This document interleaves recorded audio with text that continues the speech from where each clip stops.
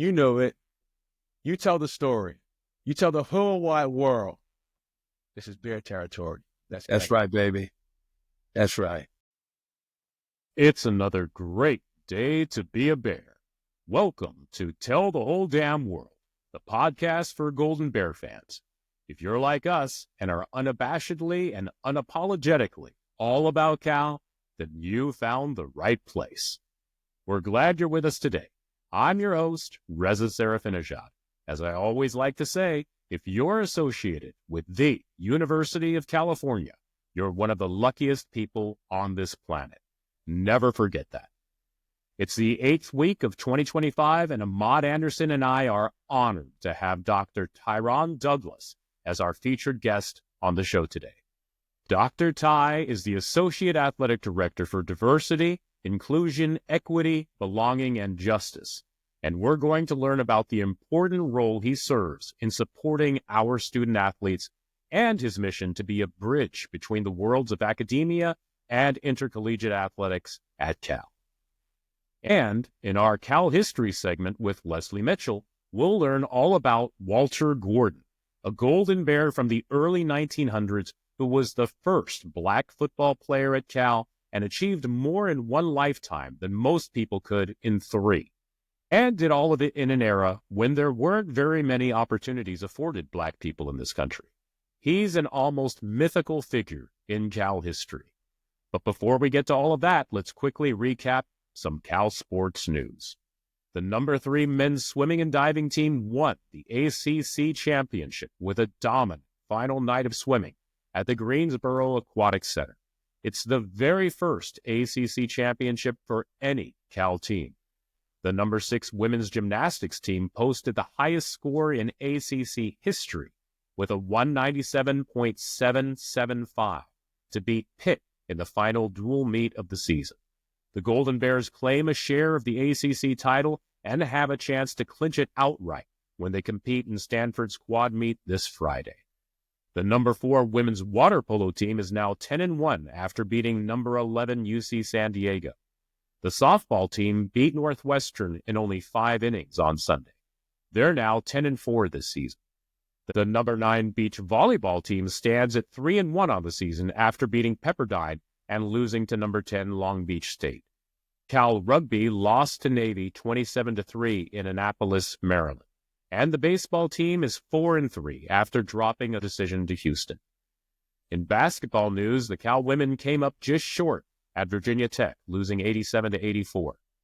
They're now 22-7 overall, 10-6 in the ACC. And the men's team lost to Stanford 66-61 at Maples.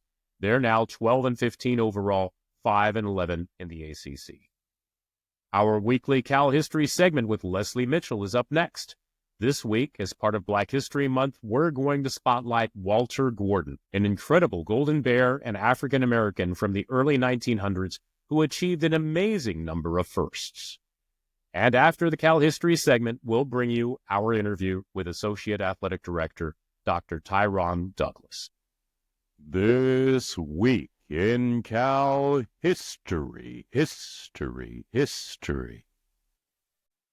Leslie Mitchell, class of 1981, is a third-generation Cal alum and lifelong Golden Bear fan who writes articles about Cal sports history and tweets about all aspects of Cal's history under the name Cal Bears History, where she has nearly 10,000 followers. You can read her articles on her website, calbearshistory.com, where she posts stories of interesting students, faculty, and alums. We are so lucky to have Leslie with us as part of our show. She's a wonderful resource when it comes to learning more about people associated with our university who have gone on to do great things in this world. As part of Black History Month, today we're going to learn more about Walter Gordon, a Cal alum who was the first African-American to have done a great number of impressive things in life. And unlike the last episode when I spilled the beans about Archie Williams, I'm going to try my best to keep my mouth shut during this intro and let Leslie tell us more about it.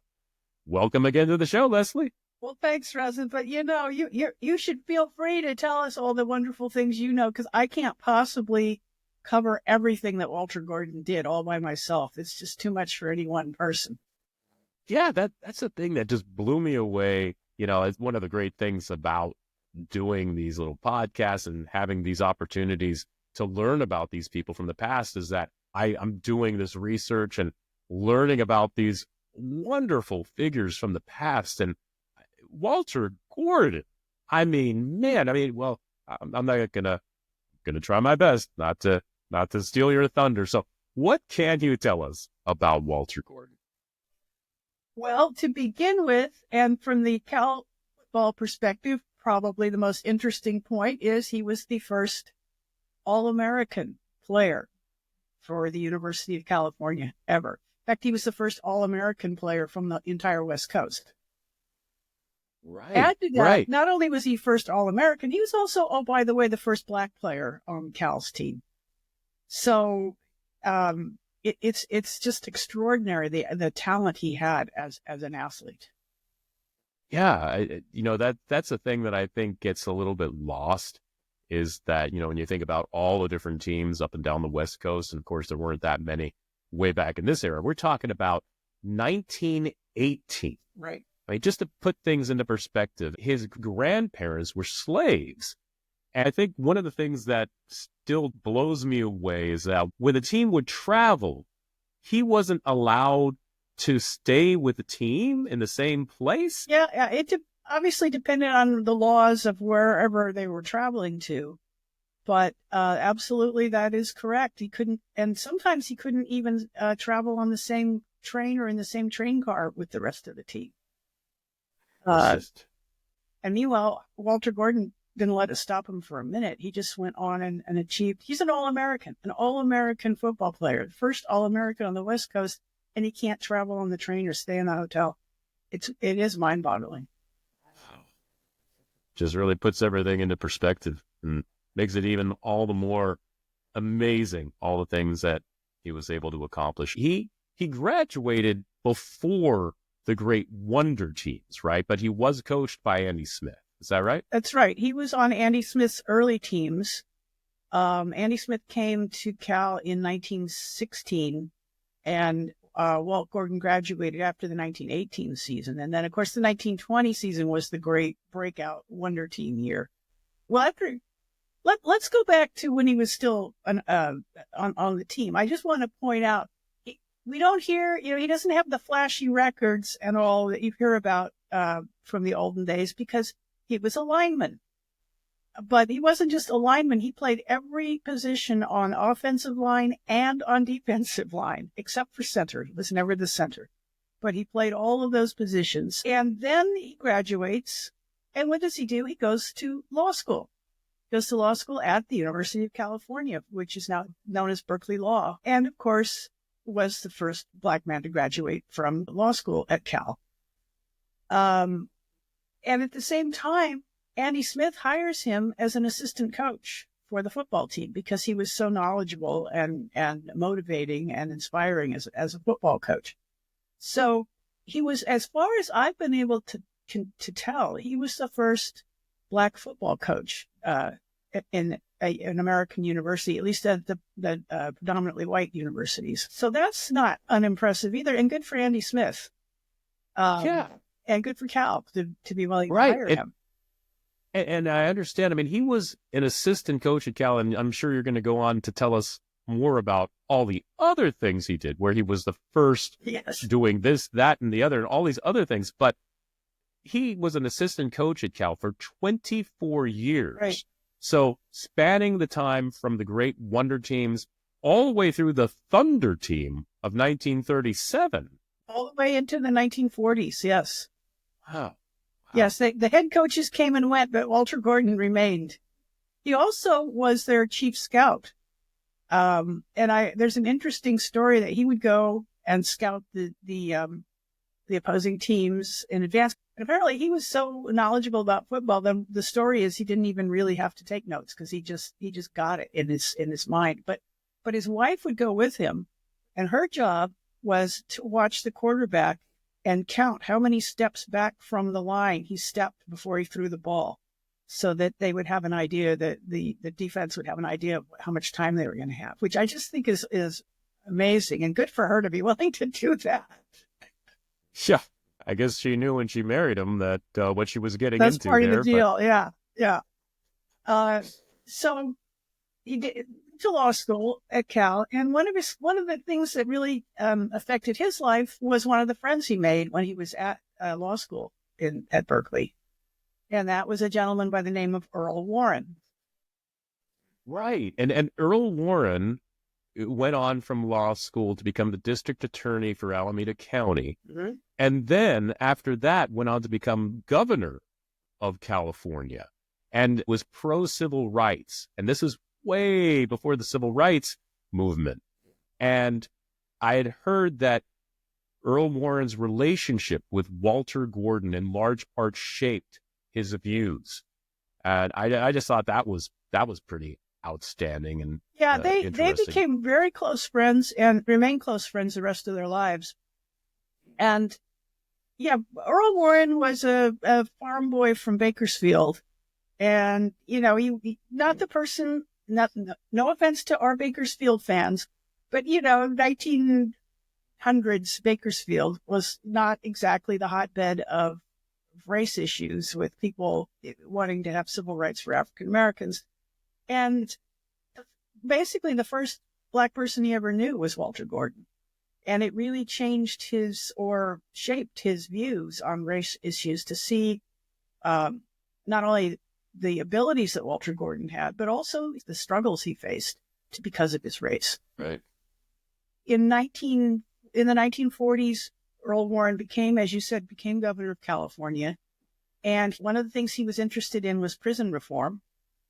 And he ultimately decided that the ideal person to be in charge of prison reform in California was Walter Gordon. So he appointed him to what they called then the State Adult Authority, which basically ran the prison system and was in charge of parole and all that sort of thing. And Walter Gordon became the chairman.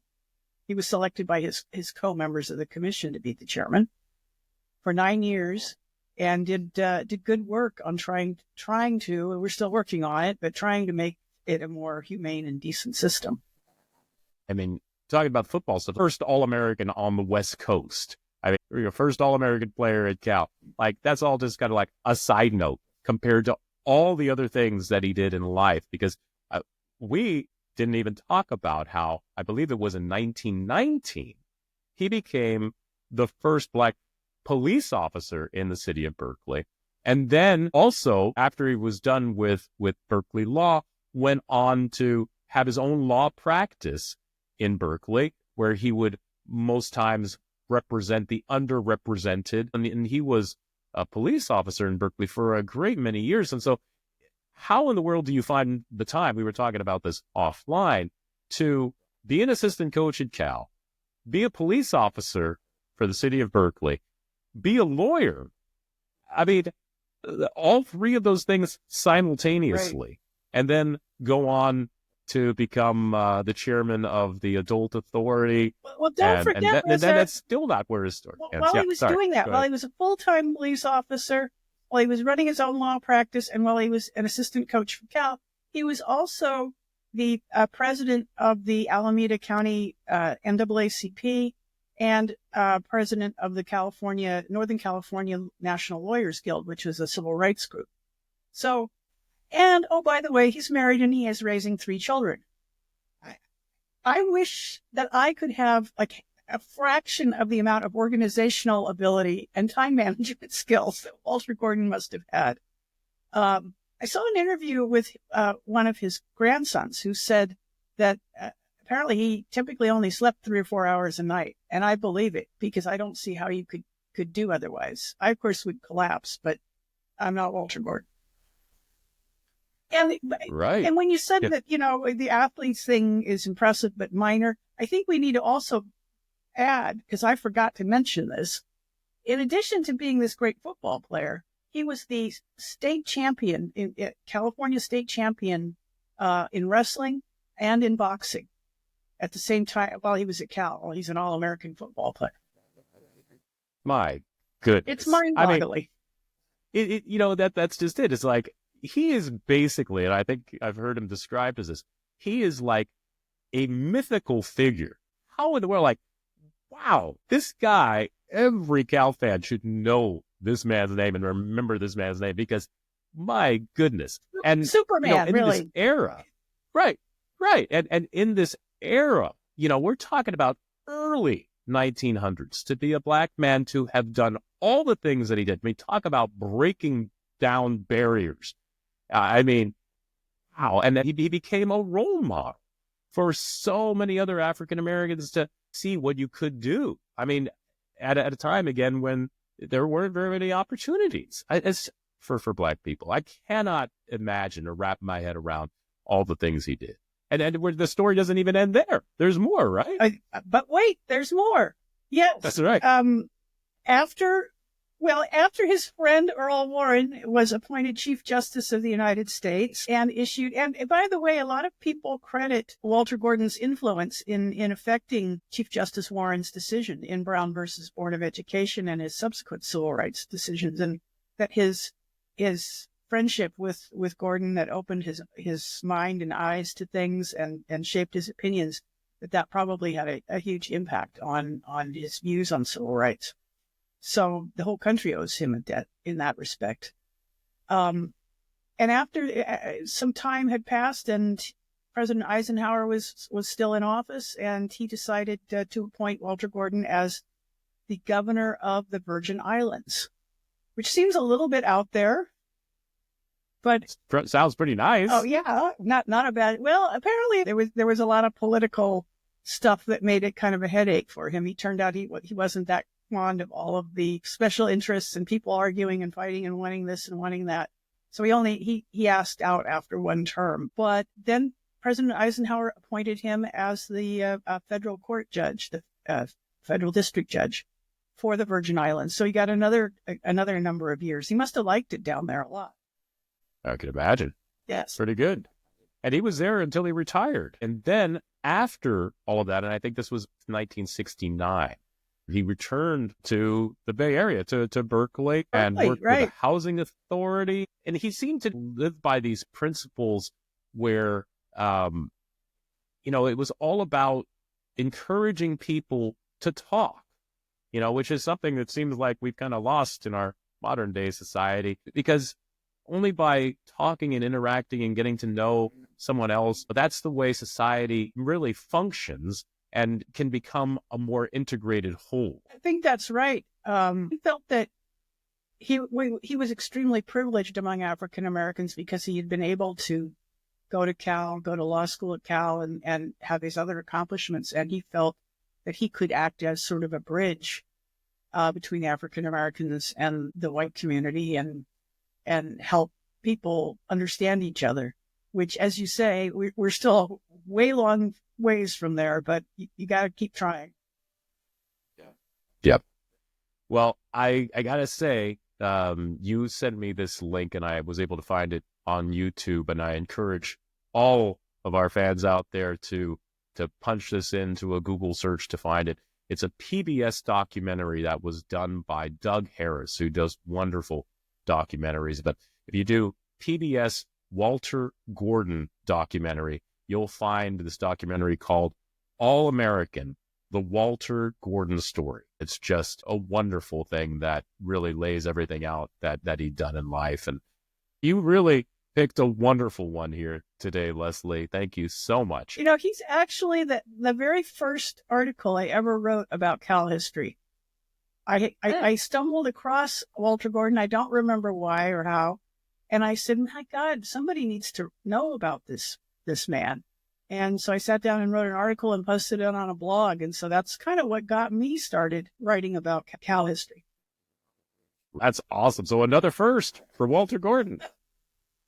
Who knew? He didn't know that you were going to be writing about him all those years later. And thanks, I think, to Doug Harris and the documentary that he did. There was a 100-year celebration that was done fairly recently in 2022, where they did a big event to make sure everyone remembered Walter Gordon and everything he did around the Cal community. And like I say, you really picked a wonderful one here today, Leslie. We appreciate you and thank you so much. Guess we'll see you next week, huh? All right. Thank you. And go Bears. Go Bears. I tell you, we are so fortunate to have Leslie as a regular contributor to the show. She's a veritable fountain of knowledge on so many of these amazing Golden Bears from the past. And what more can be said about Walter Gordon? What an incredible Cal alum. Up next, my co-host and Cal Hall of Famer Ahmad Anderson will join me, and together we will welcome Associate Athletic Director Dr. Tyron Douglas to the show. To lead into that interview, we're going to share a short clip of Dr. Ty in his own words, so you can get a better sense of who he is and what he's all about.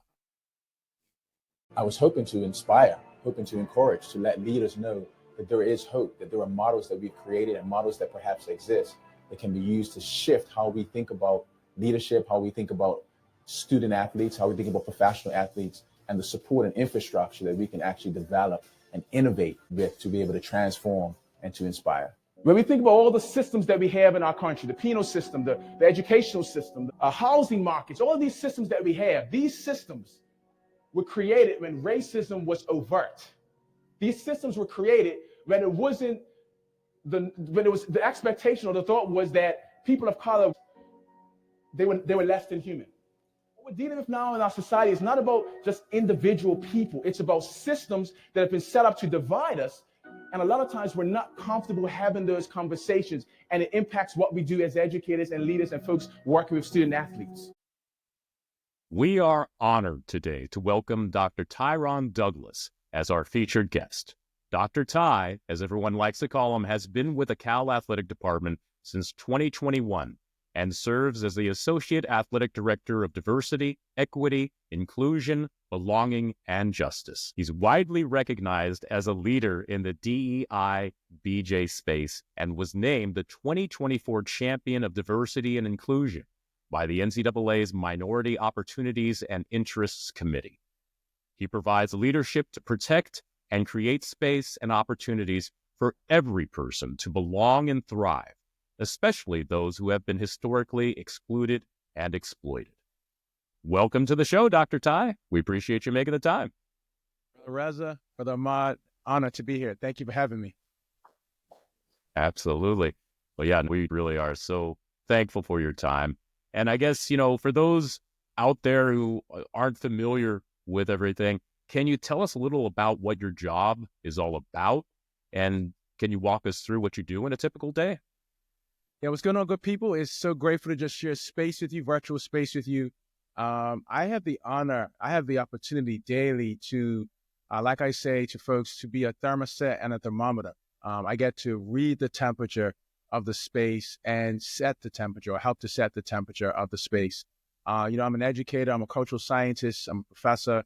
And at the heart of it, I love people. And so the job, and my job requires that I love people, right? It's a commitment to people beyond what they do, right? Which means, a student athlete, staff, coach, my commitment and engagement with them is not based on their performance. It's based on the fact that they are part of our human family and they have value, right? Inherent. And so each day I get to come into the Cal Athletic spaces, right? We have multiple spaces, whether it be, obviously my office is in Haas Pavilion, but we have obviously the Memorial Stadium space.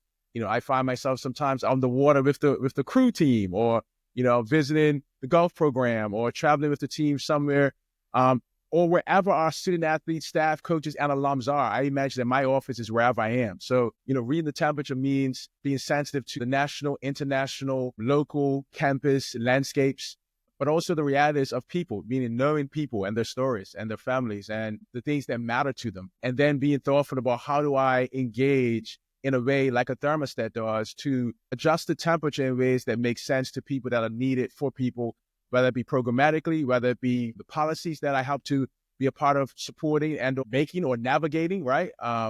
Whether it be the specific needs of people as well. So it could be as large as the entire department. I mean, we had an all-staff meeting just past week, or with our entire department, our student athletes are present, or with an entire team. But it could also be as specific as a one-on-one conversation with an alum or a student athlete that folks may not even know their names in the same way that they know some of the big names or bigger personalities that people may see us with in the public space. In fact, I believe that some of the most important work that I get to do in partnership with our athletic director, Jim Knowlton, who is, I had the honor of being able to support his vision for this work, as well as our entire leadership team, is, to do work that I don't think sometimes people get to see, right? They see the public things, but it's also the private moments that I think folks don't get to see that's actually even most, at times, important and most impactful to what I get to do on a daily basis. Oh, yeah, I can imagine. I mean, it sounds like an awesome job. I mean, going around from team to team and checking out what they're all doing and how they're feeling and just being that leader that people know that they can turn to, I think is just wonderful that the university has you in that position. Yeah. Before we go, I'm sorry, you asked another part to that. If I could just jump back in as well. You mentioned, like, what does my typical day look like, right? And I want to just make sure I can address that, because I think sometimes people may think, oh, you're just the rah guy, right? Or you're, he brings the juice, which I do, or you're hype person or whatever. Yeah, but where the pom-poms at? Where the pom-poms at? You know what I'm saying? And we can do that. You know what I mean? We got that for you. You know what I'm saying, brother Bob? But I also think people need to also know that, like, there's great science to what a person does to engage a crowd publicly, privately, or to engage people publicly or privately. Brother Ahmad Anderson is a cultural scientist, right? When you saw him pump up the crowd, I know that the impetus for even this podcast was that college game day moment where he ran in. He's a preacher / motivational speaker / inspirator, right? But what people don't know is, they don't always know, or they don't know his story of his mom, right? Who mattered, like his dad, the generational leaders, the politicians in his life, right? So when he engaged an audience, when we engage with people across difference, it's great science involved in that. And I think it's important that doesn't get lost in the enthusiasm, right? There's some folks who have more of a cerebral approach and will assume that those of us who bring a little bit more energy are less academic. That's not the case. And I think about a case study of that even this past weekend, and we're getting ahead of ourselves perhaps a little bit, but I really appreciated the time that we got to spend recently with Marshawn Lynch, where folks would assume that, he only has to be turned up. You got to have certain music on for him to dance and engage in a particular way. And he actually came with a reflective, very intentional what he said. We can switch it up, right? We can adjust. So I think that's part of the power of what we do in this work. And I say we because each of us, even on this call, help to do that. So it's a communication element. There's a cultural science element. There's a research element. There's a people element, but there's at the core of it, it's all the brilliance of Berkeley. It's all the brilliance of the scholar and the athlete identities that I believe I get to embody and help our student athlete staff and coaches to lean into. I got to say, I was fortunate enough to be invited to that event, and you did a wonderful job of emceeing that. And I was also so impressed with Marshawn, because people have this image of Marshawn, and you hear him give these answers. He's got so much wisdom. I mean, he really does. And he's such an authentic person. It was just a wonderful event. The event was a collaboration with the Roots of Fight, also with our Cal Alumni Association. I know Brother Ahmad is also one of the board members there. And the footage, we did record it. So our office, we're, help to co-produce the experiences, so we can definitely make sure that your audience gets access to it. And I definitely just want to acknowledge and thank those who were part of that experience. Our Black Alumni Association representatives that were there. This is it's never about a me, it's about a we. So I just want to just make sure I can put that in, and we can, I'm sure, get back to even more details about that experience. But if you're interested, if you missed it, if you were in the room, you missed it. But don't worry, we got the footage for you, and we're excited to share that with you. That's great. No, that's great. And thank you so much. Getting back to your job in particular, and what would you say is the most rewarding part of your job, and what's the most challenging parts? Yeah, I would say, I think I get to be proximate to people in a very unique way, right? I transitioned to this role from a tenured position at the University of Missouri. I was faculty there for 10 years. And, I've done a lot of writing about identity and the Black experience. But, I'm an educator at heart. I'm a I believe I'm a generational, not just talent, but a generational influencer, right? In that, and I believe all of us have that, but I'm not sure everybody sees this, but I feel like, when you think about our lives and our existence, our histories, like all of us are one of one, right? And so I knew I have a unique contribution to make. And I was grateful and humbled to be able to do that through traditional teaching roles as a K-12 teacher and administrator in community-based settings. As a professor, I have a chaplaincy and pastoral background as well. So there's a lot that I do that informs how I engage in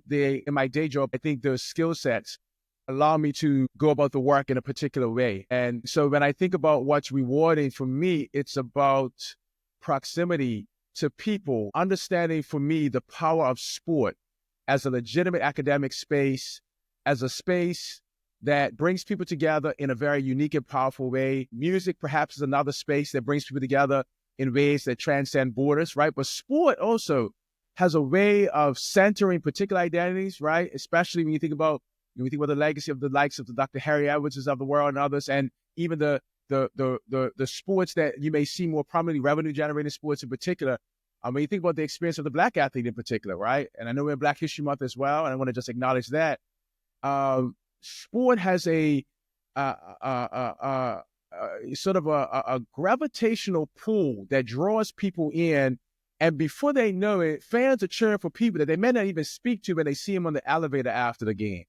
And that's problematic in ways, but it's also interesting because you can then spend time in locker rooms and in spaces with people that you may not typically engage with on a day-to-day basis, right? And so the proximity that I have is to ensure that student athletes know that they have the source when 65,000 people are cheering their name, but they also have the source in the moments when they may not feel like they are seen or heard. I'm not really talking about just Cal athletes at this point. I'm talking about this is a reality for athletes and athletics more broadly. And so I'm on a mission.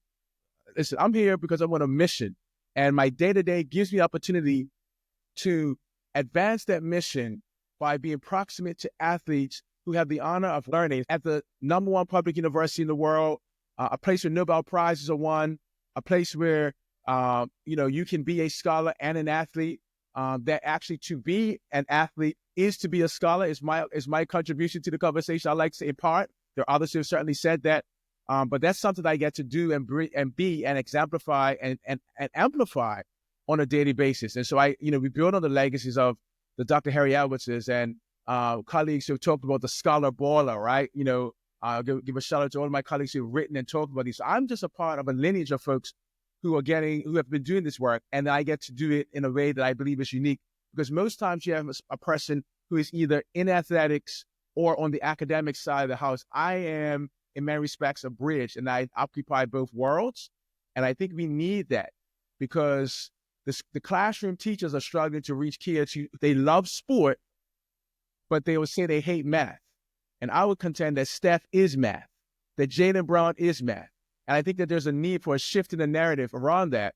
But similarly, we also have folks in the sports space who don't see themselves as scholars, who don't see what they do on the court as academics in motion, as physics, right? As what as an example of what the professor does in a lab or in a quadratic equation they get to do in the field. So I love to do that daily in practical ways that make sense to our student athletes, whether it's a great day or whether it's a day that they may be trying to figure it out.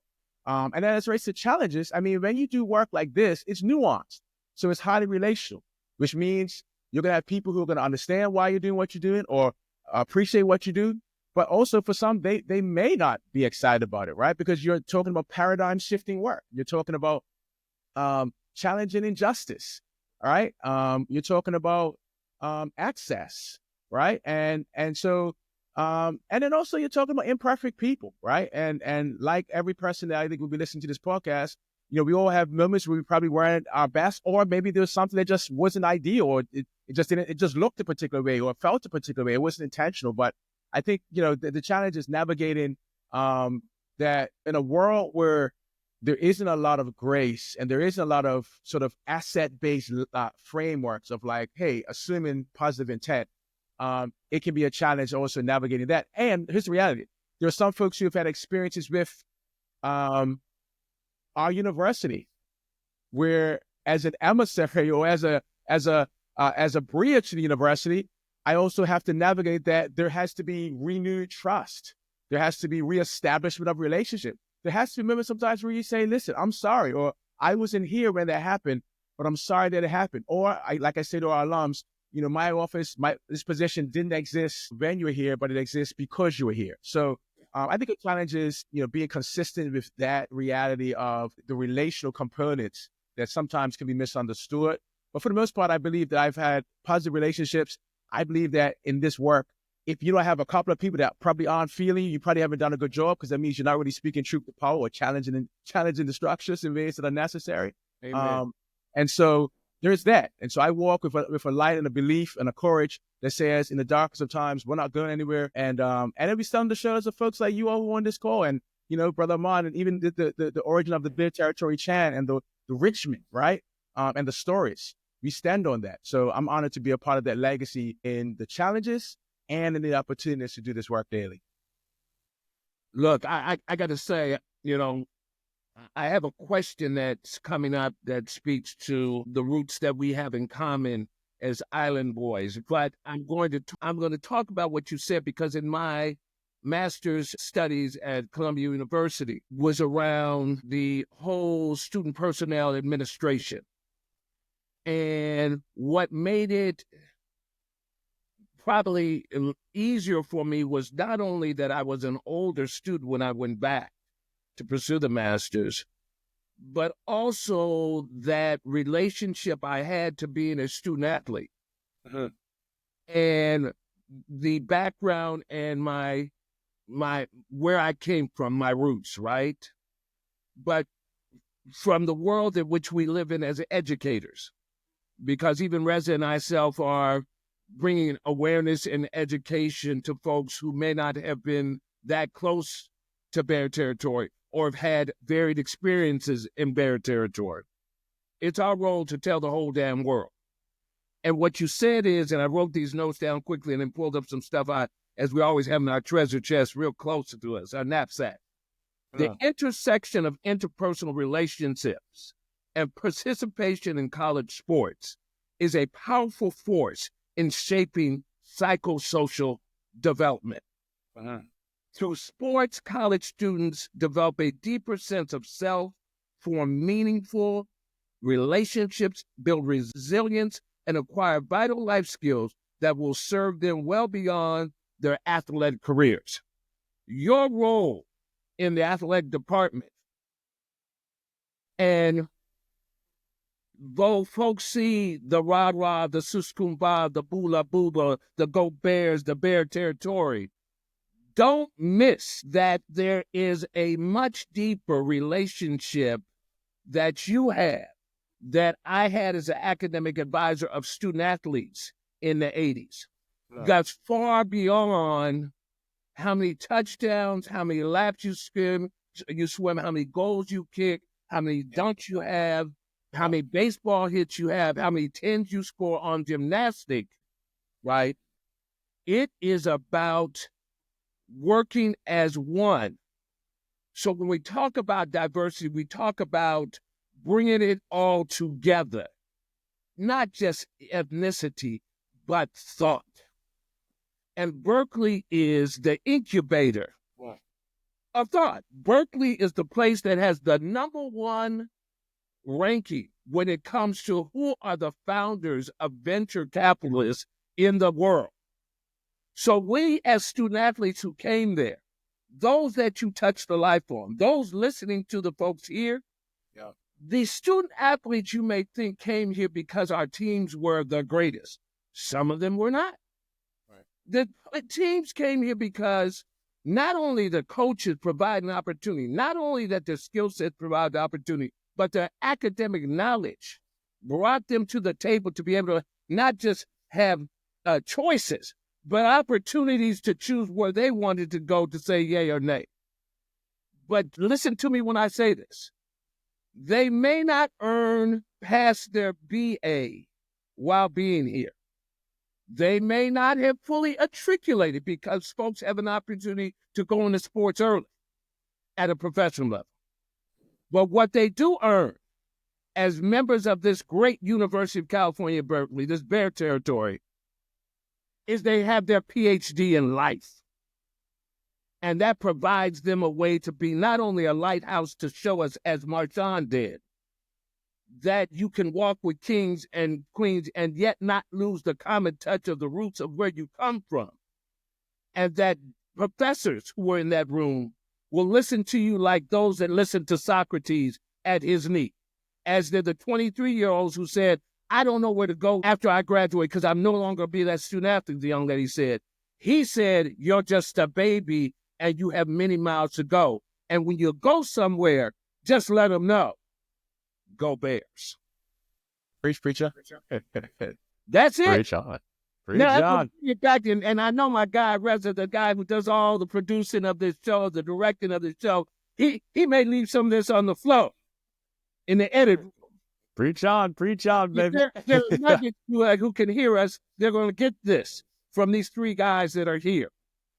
But what I do know as this island guy from Barbados, St. Lucia, and Panama, I know that the roots of which you came from in Bermuda speak to how you were raised and where you said already so eloquently, how you meet people where they are.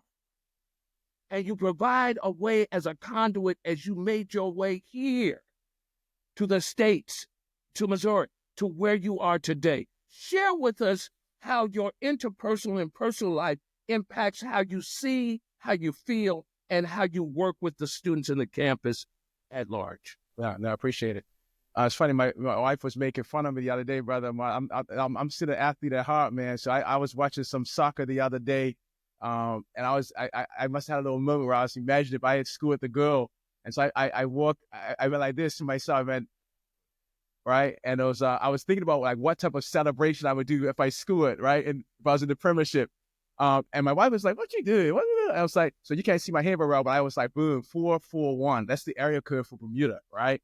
And I was just like, if I was on that platform where I schooled a big girl, I would run into the corner flag. You know what I'm saying? Shout out to all the Liverpool fans out there. I know our head soccer coach for the women's team is a Liverpool fan, by the way. Our head men's soccer coach is from Man United. So if you don't know soccer, that's fine. But I'm a Liverpool guy, and I'll be like, boom, right? And I realized today, actually, I decided, man, when I'm on those stages, man, I'm going to still do this. Because the reality is that we're forever an athlete, but also our athletic platforms, or our platforms don't have to end when our athletic careers come to an end, right? And as I play soccer, and so when I think about coming from Bermuda, that 441, but also what people don't know is I was actually, my family also is from St. Louis, right? So there's more to it than that. My mom was a 19-year-old college freshman, and she got pregnant with me in Alabama, right?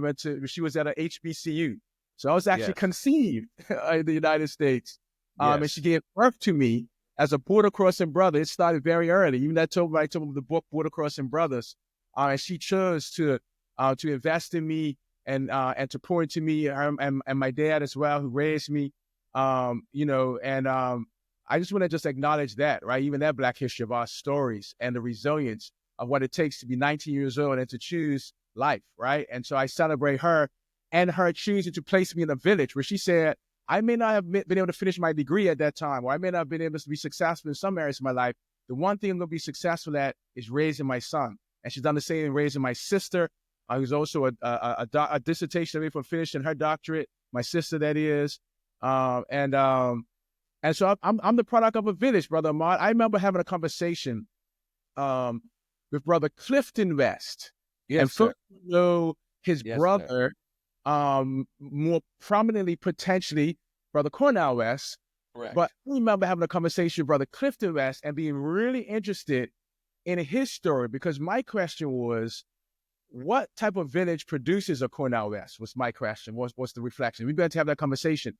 And so when you think about when Clifton West began to tell the story of his family and his parents, and how the love that was invested in him, and then how he could then be a big brother to Cornell West. Like, for me, when I think about my own village and my life, when you experience me, you're experiencing Ricky's barbershop. That's my barber in Bermuda, who taught me how to love all people, who didn't finish, I believe, a high school degree or diploma at all, but was a facilitator of literacy, because he would buy the newspaper and help to learn what's going on by how the conversation was navigated in the shop, and would look out for what others would describe as the barbershop drunk. he would make sure that person had a job to be able to sweep up in the shop and even stay at the shop, right? So that's who I am. And so people be like, man, I love the ideas that you come up with. Like when we have an initiative that's going on right now. It's our Bear Territory Barbershop Initiative, right? Or Barbershop Brigade, right? That's not just some, oh, I see you, bro. I see you. Yes, sir. Yes, sir. I see you. You know what I'm saying? Listen, I'm a connoisseur of the barbershop because I understand what the barbershop is. The barbershop for me, Ricketts Barbershop, was stuck on the Underground Railroad as I navigated a high school experience that really wasn't that inviting or attentive to the experience of a young Black brother, right? Come on. I went to a very academic high school. I went to a school that's like Berkeley, right? It was a very academic school, it's deep in athletics, etc. And with all our greatness, there are gaps, right? But my barbershop was a space that helped to nurture me. The church that I was raised in was a space that helped to nurture me. I've been loved strong, right? In other words, like I've been loved so well that's the armor. That's the vibranium for me, right? And so when I think about being raised in an island of 65,000 people, 21 square miles, where when a hurricane comes, Brother Ahmad, we ain't running nowhere. No. We ain't going nowhere, right? No. Keep it a buck with you. If a hurricane comes, Brother Reds, look, I want to be in Bermuda if I'm going to be in a hurricane. No disrespect. But the reality is, because of our geography, we can't run when a storm comes. So my ancestors had to build a house that, while they're beautiful with pastel colors, they also have deep roots, and they're built out of stone. That's part of what you see and experience when you experience people like myself and others who we may show up in a particular way and we'll smile, but there's also a strength that's coming from the love that we've experienced from people who have loved us strong. And in addition to that, I'm got St. Louis in me, brah. Yeah. You know what I'm saying? My biological father is from St. Louis. That's and my right. folks, you know what I'm saying? And my family, I am not a person who's come from the island of Bermuda, but doesn't understand the African-American experience and doesn't fully relate to it. I am African-American as well. So when people experience, they don't know what they're getting. They don't know exactly what they can feel, but I can relate to them because I am them, right? Yes. And you don't always get that combination of broader diasporic consideration of identity with a local understanding of what it feels like to be in this space and have that blood running through your veins. I'll tell you, sir, that, what I know of my roots from Barbados and yours in Bermuda and many islands there. Yeah. 98.99 men, 99.99 women literacy rate. And from that, there are stories because of the knowledge. And when you're sitting with student athletes who are constantly on the crossroads of their life, not being who they were when they came from high school or community college or transfer from another college, they were the people of the day. Now they're just another person on the bench. And yet, you have to be, this story we're telling the whole damn world, because that experience is worldwide. That experience doesn't come in ethnicities. It doesn't come in class. It comes as one. And being able to be there for students, to be able to share and be authentic as you are, to share as I did, that I got in Cal with the 700 SAT, and now I'm on the board of directors for the Alumni Association for 600,000 strong. Come on, somebody. I put in some work, and we're here to help Pete in the work and tell this story about what it means to be in Bear Territory. And I get emotional, but I'm going to hold on to that right now. But as you said those things, you highlighted on one of the main questions, and you've answered it. Who has most inspired you? You talked about your mom. You talked about your dad. You talked about the island and the roots. You talked about Missouri. But share with Rez and I a special place. What makes Cal a special place? Sure. Well, I want to just mention one more person that I mentioned, but I didn't make clear. So my biological father's from St. Louis, but my dad, Stan Douglas, whose name I carry with honor and who raised me from birth, effectively. He's also and was a sport administrator. And so it's funny because I've come full circle now as a sport administrator. My dad was the president of the Bermuda Olympic Association. He was he was the chef de mission for many Olympic teams. And so another person I saw lead, and a man who loves strong and who's loved me whole. So I just want to acknowledge my dad, right, as well. You mentioned what makes this space special. Man, you're leading into some things now, man. Are you ready for it, man? I listen. I alluded to this earlier, but I moved here during the midst of a pandemic, right? I mean, there were like air quality warnings when we moved here. You know what I mean? I moved here from a pretty secure tenured professor gig to an administrative role here. Where I felt like it was an opportunity where it was a season where preparation met opportunity, and I wanted to be in a space where Nobel Prizes are won. Because I have some Nobel Prize worthy ideas and missional convictions. I alluded to earlier again. Like I've worked with I was a professor of educational leadership and policy analysis. So I was working with teachers and principals, and I realized that like we're not going to win the battle or the narrative war about academics and the importance of learning in schools with teachers alone. We need athletes to know that they have the source. Amen. And athletes do not know that they have the source. They don't realize that they're brilliant. They don't realize that their brilliance is manifested or is exemplified on the field. And so I that's part of what makes Cal special, in that I believe there is an expectation that you're gonna have to go to class. These things are working. I go in the lobby of Hospitalian, and I mean, these are folks that are taking like basket weaving and multiple building, right? Like these are folks that are, I mean, I mean, every major at Berkeley, come on, folks, come on. Don't let the smooth taste fool you. Don't let the smooth taste fool you. But I mean, there's no major that's just a general major. I engaged with a football student athlete one day, and I was asking what class he was coming from, and the name of it is escaping me. But like, it was like, I mean, it was nuanced. Those Berkeley titles where it's not just a general class about geography. I'm coming from nuclear engineering 10. What? Right? I mean, the class was just, and so that's special, right? We built a rocket today. We're just kicking it. Yeah. You know what I mean? Right? It was assignment from last night. If you gave me a last night, I had to build a rocket today. Right? You know what I'm saying? What are you going to do? What are you going to do now? I got to lift some weights. I got to go to weightlifting. I got to weightlifting. Right?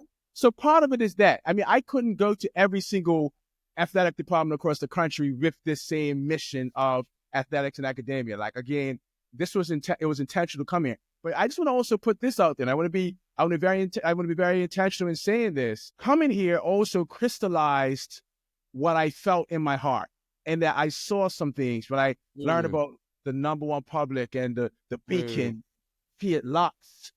But also coming here and learning about the Cal and Berkeley identities. Embedded in those identities is actually in these brands. It's a disconnect that exists in sport, but no other university with our breadth and bigness, if you will, has it in its brand the way that we do, which is an opportunity, right? There's something powerful about an identity that reminds you of your roots, of your history, of the nuance. When you talk about even being African American or Asian American or whatever, right? Like you have to be reminded there's that African piece. There's that and so for us, even in our sort of unique brand identity of Cal and Berkeley, every university across this country, perhaps even the world, has to face the reality that there are many people who don't see athletes as scholars. And we have the opportunity to lead a narrative of bringing those two worlds together, in part because it's actually sort of concretized in our brands that we have these two elements that sort of reflect those two identities, right? And so I'm excited. To me, that's actually what makes Cal special, right? That makes Berkeley special. It's an opportunity for us to tell the whole wide world. That's right. That, this is beer territory. And what makes it special is we believe that the same brilliance that's needed to win a Nobel Prize in physics is the same brilliance that athletes use to thrive in sport. Athletes are scholars.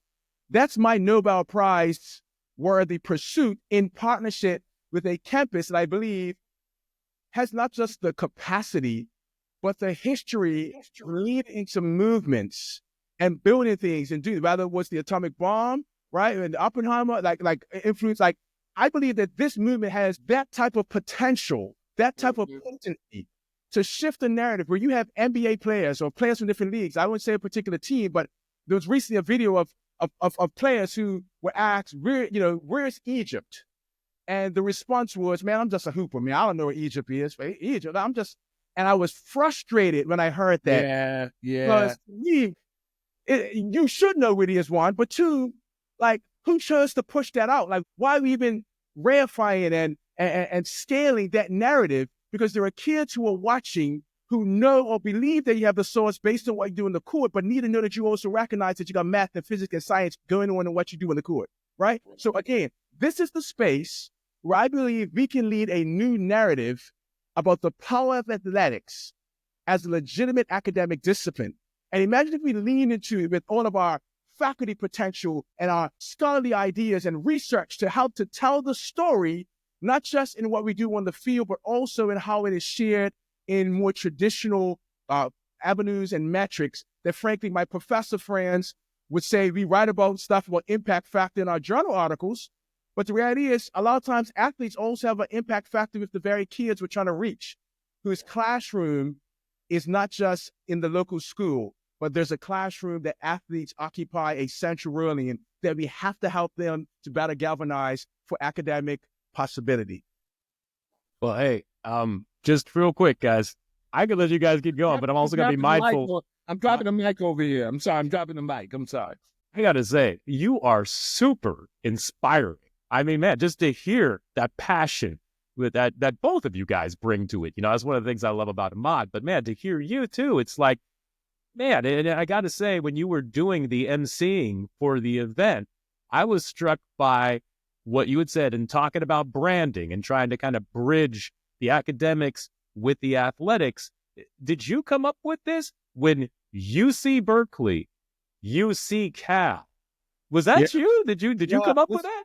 Listen, it was a team effort. Definitely played a role in it in partnership with the amazing Jane Jackson, who would never share her name, but she's an amazing colleague and teammate in our athletic department, as well as my guy Gordon Bain, my guy GB, I call him. We had a moment. We've been playing this. Well, we've been reflecting on these conversations as a department, trying to crack the code. And I remember Jane coming in and saying, well, there was this ad that used to say, what do you see? UC Berkeley, right? And so when Jane said that, I said, hold on a sec, Jane. And Jane was like, well, I see Cal. She said something along that. And I was just like, hold on, Jane. Okay, let's just say that little story with a little more sauce. You know what I'm saying? I'm like, and so we began to play with it like, okay, well, and then, and so there was this moment where it's like, it just crystallized and together, I would say that the three of us really, came out with this, when UC Berkeley, UC Cal. I would like to think I'm a bit of a wordsmith. I haven't put down my English teacher skills a little bit, but I definitely would give also credit to Jane Jackson and Gordon Bain, who were part of it, which I think is why it's beautiful as well, right? You have people from different identities, people from different regions and roles, really recognizing that, like, literally, when you see the letter U, C, and then around Berkeley, right? YOU-SE Cal. And so I envision 65,000 people, right? On one side of the stadium shouting, when you see Berkeley, and the other side shouts back, you see, right? This is the first season where we've had UC Berkeley in our football stadium. Up top there, right, is actually two locations where you see the word names UC Berkeley. I believe our chancellor even has a new shirt or something that has the Cal and Berkeley on the same thing. So the movement is happening. There's nothing more powerful than an idea whose time has come. And I just feel like it's time. Like, it's time. You know what I mean? Like, I believe this is a time where it may be a time of uncertainty for many, right? But I believe it's also a time where all the preparation is now prepared us for opportunity. And I'm just super excited about what's happening here at our university. It's a special space. I tell recruits when they come, I tell them, like, listen, I mean, if you want country club, that's a different school. I'm not going to name any schools on this podcast, but if you want country club, that's not us. But if you want cookout with the sauce, that's us. Like, we're the people's school, right? Like, you're going to you're gonna be reminded of that major that you're taking and its resonance and the need for it when you may encounter folks who may be unhoused or maybe struggling or maybe sharing their perspective out there out by say the gate, right? Or like this is a space that doesn't allow you to forget that you have a unique contribution to make to the world. And I just want to, I don't know if you're going to get to this, or I want to make sure I can say it. I just want to celebrate and thank every person that's been a part of my Cal experience. Somebody recently asked me, "Are you an alum?" They're like, "Man, you rap this place like you ran it." You know what I'm saying? And no, I didn't have the opportunity to walk these hallowed halls, but I want to give a shout out to Oakwood University at HBCU in Huntsville, Alabama, where I did my undergrad. But more than that, I just want to acknowledge all the alums, the staff, the faculty, the students, student athletes across multiple generations who have built a foundation, who have been a part of this, the community members who may not even have gotten a degree at Cal, but are part of the fabric of the institution, the staff. And I believe you were probably gonna ask me about like a Bear territory moment, right? Yes. Yes. I also acknowledge, that when we even talk about territory, that our university sits on territory that belongs to the indigenous folk. I want to name that. And when we think about territory and histories and her stories, I think we have to remember the blood, sweat, and tears that were shared on the spaces that we walk on. That was fertilizer for the grass that we walk on. And so I want to thank the person that's been a part of that. And if I was to name an experience, I have multiple. I can think of a student athlete that returned to campus and for the first time sat down with a colleague and was there for probably about 2 to 3 hours, shed multiple tears, and for the first time felt like they were a part of Berkeley because they didn't feel that way as a student athlete. They felt like they went to Cal, but they didn't feel like they were part of Berkeley. And that was, again, a major moment for me of thinking about, again, those worlds coming together. But for me, I would say last summer, watching the NBA Finals and reflecting on Cal, Berkeley's representation. I tell student athletes, you watch, Black Panther, you know what I'm saying? And when they came back from Wakanda, they all dropped off in Oakland, right? Like this is a special place. This is the Bay, Yay area in the world to eat food, you know what I'm saying? Right?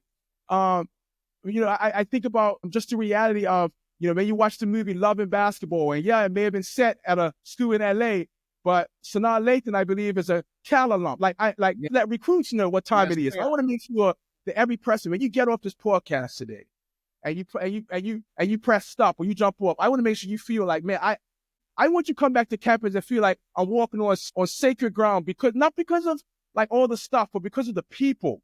And these NBA finals remind me of the power of the people. Come on, name a university that's had, not just Jaylen Brown, our NBA champion and MVP, and he's doing amazing work. I mean, he is an example of Berkeley and Cal, as are so many others of our alums. But then you also have a Jason Kidd, who's the head coach of one of the teams in the NBA Finals. Come on, I read about this in the op-ed. Check it out when you get a chance. San Francisco Chronicle talk about Cal's Big Three. And I actually should have been Cal's Big Four, because I also should have mentioned Leon Poe, who's an executive for the Boston Celtics from Oakland, right? But most people don't know the fourth, or they don't remember the fourth, don't connect the dots in the fourth. But the fourth is, and you know her name, come on, Ahmad Anderson, St. Marshall from the great city of pride and purpose, Richmond, California, my home girl, first African-American cheerleader for the Cal Bears, my home girl, St. Marshall. Let's get it, right? Listen, first Black cheerleader at Cal, our commencement speaker last year. Name another university that's had, I'm sorry, I'm getting a little too excited, are we doing too much? But name another university that's had not just an executive in Leon Poe in the NBA Finals, not just a player, but Jaylen Brown is a generational influencer. Look what he's doing with the Oakland Exchange and the Boston Exchange and how he's thinking. That's Berkeley, right? He's not just that off the court, but then he also wins the MVP. And then you got Jason Kidd, who's the head coach, and St. Marshall, who's the president of the That is the power of Cal and Berkeley. So when you get off this call, when you say go Bears, when you come to that game, I know you're going to ask me, what could we do for us here? Listen, man, this is the place where Harry Edwards was a professor. We want that legacy to continue. We're working on a special course this summer that's going to continue his legacy. I need your support again in these stands. I need you to come and support these student athletes. I need you all to help to build this thing and help us to build this league so we can compete at the highest levels, because there's no other institution that really does it at our scale, as our president said, as our chancellor said, and with our excellence. And we need your help to do it now. So listen, if you are part of this experience, it's an honor. I didn't even go to the institution, but I've been touched by it. Fiat Lux has been an experience, and I need your help to help the world, to let the whole wide world know that this is not just beer territory, but this is where athletes are scholars. Don't forget Amen, it. baby. Yes. Amen. Man, you brought it home. Baby. You brought it home. I mean, okay, I got to just say this real quick. And Ahmad, I don't know if you have anything else to say at the end here, but you Dropping are, the mic over here. I just keep dropping the mic. That's what I'm doing. I said it before. I mean, you are so inspiring, and you said it with how much love that you were raised with. That love and passion just radiates from you. And it's no wonder that everyone in the athletic department, everyone who knows you, I mean, I just got to know you. Everybody loves you. You are just such a great representative of our university. We are so thankful for your time. We appreciate you. And the university, I got to tell you, is so extremely fortunate to have you. And thank you again for making the time today. Thank you for having me. Go Bears. Go Bears. Wow. Does Dr. Ty bring the fire or what? Between Ahmad and Dr. Ty, it's hard for me to imagine two people who better rep what we want this podcast to be all about. It's all about Cal being the center of the universe, this incredibly special place where we excel academically, athletically, and in life. And we're here to help tell the whole damn world about it. That's going to do it for this week's episode. This podcast is entirely a labor of love, and we've never had any sponsorship. All of the time and energy that we put into it is just a reflection of how much we love our university. If you would like to help support us, you can tell your friends about the podcast and encourage them to subscribe, or visit our website, tellthewholedamnworld.com, and buy some merch. The more viewers and listeners we have, the easier it will be for other Cal fans to find us. I say it all the time, but we sincerely appreciate all of you out there listening and watching. Next week, Ahmad and I promise to bring you another fun one. We get to spend some time with Avinash Kunath and Nick Kranz, two of the guys behind Right for California. We look forward to learning more about the tremendous job the entire Right for California team does in covering Cal sports and how they've helped make it a must-read for every Golden Bear fan. See you next week. As Doctor Who famously says, we're all stories. In the end, make it a good one. What stories do you want to share? We want you to boldly tell the whole damn world about it. Go Bears!